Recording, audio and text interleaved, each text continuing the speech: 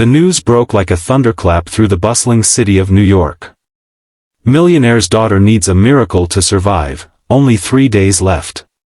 Emily Harrington, 22, daughter of tech tycoon Richard Harrington, lay in a hospital bed overlooking Central Park. Machines beeped steadily beside her, their rhythm counting down the hours she had left. A rare heart condition, one that doctors had discovered too late, was taking her life away, one slow breath at a time. Every hospital in the country had been contacted. Every specialist flown in. Every experimental treatment tried. But without a compatible heart donor, nothing could save her. Her father had offered millions, a blank check to anyone who could help. But no one came forward. Outside the same hospital, under the flickering glow of a broken streetlight, a boy named Leo warmed his hands over a trash can fire. He was 16, small for his age, and had lived on the streets for almost 5 years. He used to sleep in subway tunnels, steal leftover sandwiches, and dream about the family he once had. But life had taken everything from him, except his heart. That night, as he scavenged through a dumpster behind the hospital kitchen, he overheard 2 nurses talking. "It's heartbreaking," one said. "They say she's got less than 72 hours. All that money, and nothing can save her." Leo froze. He knew that name, Harrington. He remembered the logo from boxes of food the charity truck sometimes brought to the homeless shelters, Harrington Foundation. Those boxes had saved him more than once during cold winters. And now, the man who sent them was about to lose his daughter. The next morning, Leo did something he'd never done before. He walked through the front doors of the hospital. The guards stopped him immediately. A dirty, ragged boy in torn shoes didn't belong there. But Leo refused to leave. He insisted he needed to see Mr. Harrington. When they laughed, he shouted louder. "Please. I just want to help his daughter." His voice echoed through the lobby until a woman's soft voice interrupted. "Let him through." It was Dr. Evans, Emily's physician, who had been watching from the reception desk. She saw something in Leo's eyes, not madness, but desperation mixed with kindness.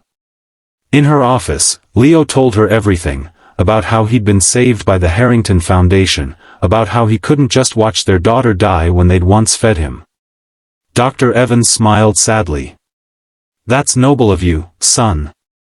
But unless you're a donor match." Leo interrupted, his voice trembling.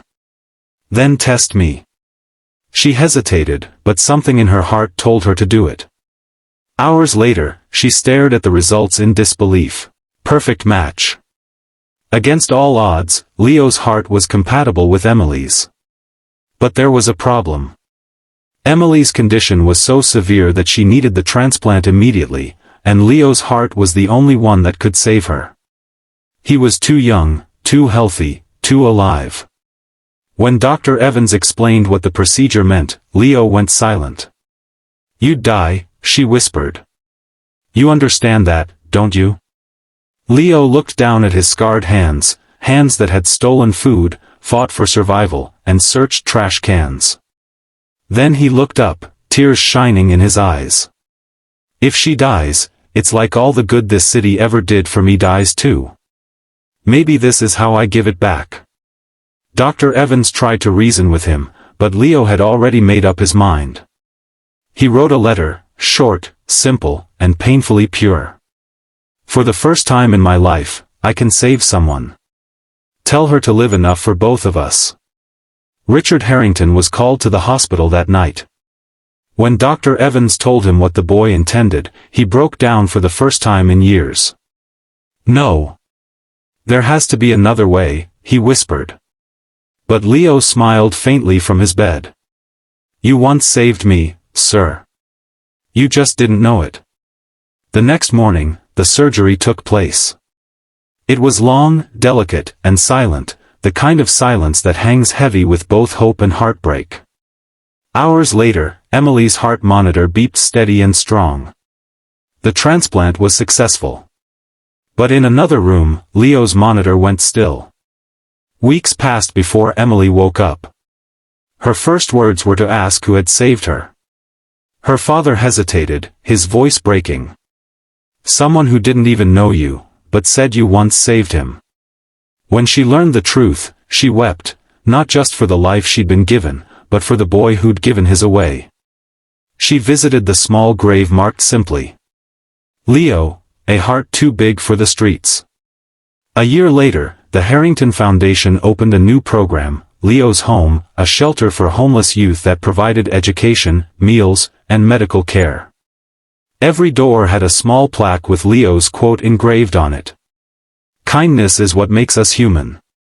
And every year, Emily returned there, not as the daughter of a millionaire, but as a volunteer, helping street kids find a life worth living. She often placed a hand on her chest and smiled through tears. Because every beat reminded her of the boy who had done the impossible. And given her not just life, but a purpose. Moral: sometimes, the richest hearts belong to those who have nothing at all. Kindness costs nothing, yet it can change everything.